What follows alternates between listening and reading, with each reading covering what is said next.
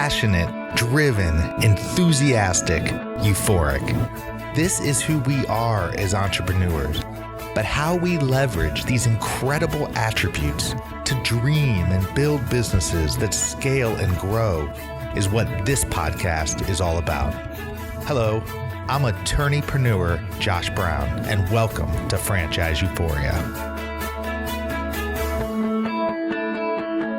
Hello, and welcome back to another episode of Franchise Euphoria. Josh Brown here, and thrilled to be with you. Hope you are doing well. Well, today we're going to talk about a topic that is very near and dear to my heart, and it's one that should be near and dear to your heart if you are a franchise owner, in other words, a franchisee, or if you're looking to become a franchisee, and that is, do you own your franchise? The reality is most people would say, yes, of course I own my franchise. That's why I'm buying a business. I want to own the business. Well, the thing is with franchising is historically, as a franchisee, it was pretty cut and dry, and you operated a lot more independently than a lot of franchise systems in current times. And I think part of the reason for that is because franchisors have gotten much more stringent with their brands and with their standards and with their systems, and that has led to a lot more control, quite frankly, over the franchisees. And through the course of that happening over time, we've seen less and less independence amongst franchisee owner operators, some of which will call me and say, I don't even feel like I own my franchise. So that's what led me to title this, Do You Own Your Franchise? Well, the short answer of it is yes, but then there's it's kind of complicated, because while you do own your business and you do own the franchise, the reality is you're also under a contract that says that you have the right to operate this franchise for a certain period of time. So if your franchise agreement says that it's a 5-year agreement, well, in theory, you have 5 years from the date you signed the contract to go ahead and run the franchise. Most franchises have renewal stipulations and renewal standards, but it's not a guarantee that you're going to renew your contract. You might not want to. You might want to get out of your business. You might want to try to sell it. But what happens if you don't sell it, or you're unable to sell it, and your franchisor wants you to no longer be a part of the franchise system? Well, what happens in a lot of situations, unfortunately, is franchisors will try to find ways to boot you out. Now, I'm not saying that's legal or legit, but it happens each and every day. So that's one of the inherent risks in franchising that you don't have when you start your own business is, you do have to worry about those sorts of things happening in franchising, and understanding that there is that risk component to it with respect to your business. And while technically you own that business, and if a franchisor kicks you out for no good reason, there are protections for that, and you might have a lawsuit on your hands. But the reality is that can be very, very expensive, unpredictable, and most people are not in a position to fight franchisors who have any amount of resources to protect them.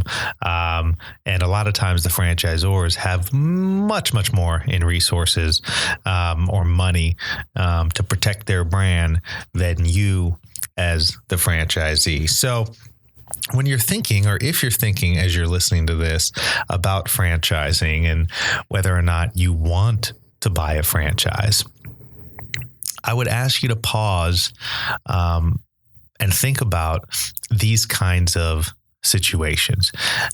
You need to be very, very careful before you sign a franchise agreement that you know exactly what's contained within the franchise agreement. And I've said it on this program before, and I'll say it again. I don't know how many times I've talked to people who say, "Oh yeah, I've read through the agreement and I think it's mostly okay."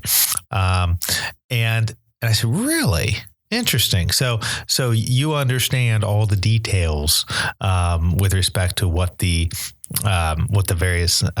language says in the various paragraphs and so on and so forth." Well, no, I just kind of generally skimmed it over. Bad idea. Bad idea. There's nothing worse than going into any business situation blindly. So you got to be very, very, very careful, especially in a franchise situation, because quite frankly, you don't have the upper hand when it comes to the contract. The contract absolutely is going to favor the franchisor, and it's going to have clauses within it that are going to be very restricting. Now, whether or not those restrictive covenants, as they're called, are going to be upheld by a court, that's another story. But like I said, to get into a litigious situation can be very, very expensive. So one of the things you definitely want to consider as you're looking at a franchise, to make sure that you truly are owning the business and you're getting that fair value for the business, is you need to have a really good idea of what it is you're signing and what it is you're getting. You also want to be careful to take a real good look, or have a professional take a real good look at the language as it pertains to the money that you're going to be required to invest in the franchise, the various covenants that are going to restrict your ability after you own the franchise to operate or work within other businesses.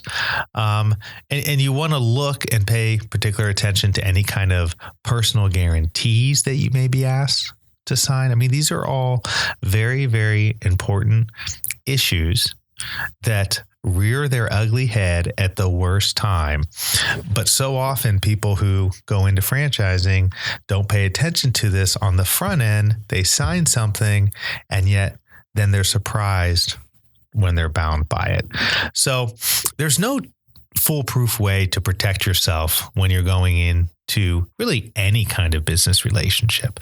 But what you have to understand in franchising is that it's particularly different because you are not going to have the upper hand, and it's never going to be an equal arrangement. You might be able to negotiate certain things. You probably can negotiate certain things if you care to within the franchise agreement, but make no mistake about it, the franchisor is going to have the upper hand. And so you just need to be very, very clear and careful that this is the right business decision for you. That's why I always advise people when I talk with them that, if you're just going into the franchise relationship purely for money, and you don't have any kind of passion for what it is you're going to do, and you don't really care about the business, you might find yourself disappointed, and you might find yourself in a not so good position down the road if and when you do butt heads with the franchisor. So my tip of the day for you today is simply take good care to be sure to review yourself, but also have professionals review your franchise agreement, your franchise disclosure documents, walk you through the process, and really educate you on all the various things that you may experience as a franchisee. Because one of the things you certainly want to make sure of is when you pay your franchise fee and you spend thousands of dollars, I mean, whether you're doing it through your retirement or through other funds that you have, you want to make darn sure that you are in the best position to be investing in a business that you can make money not only in while you're operating it, but you have the opportunity to make money on the backside when you sell it. Or Maybe you're running it for your kids and you want to be able to pass it on to your kids. Well, all of these things play such an important factor into your decision in a franchise, and they're all governed by the franchise documents. So you want to make sure that you have good documents, or as good of documents as you can possibly have for that system, and that you are working with a upstanding, good quality franchisor. Those are really, really important things. They're common sense. But again, there's so many people who don't spend the time to make sure that they are dealing with a good franchisor, and that they have good franchise agreements, and that the franchise is a good system and treats their people well. Once you get into these kinds of systems, it's very difficult to get out. And I don't want to see you lose your money on the investment. So hopefully this was a good tip for you today. Look forward to hearing your thoughts on that.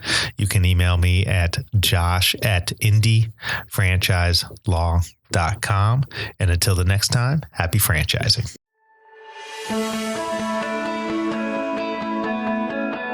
Passionate, driven, enthusiastic, euphoric. This is who we are as entrepreneurs. But how we leverage these incredible attributes to dream and build businesses that scale and grow is what this podcast is all about.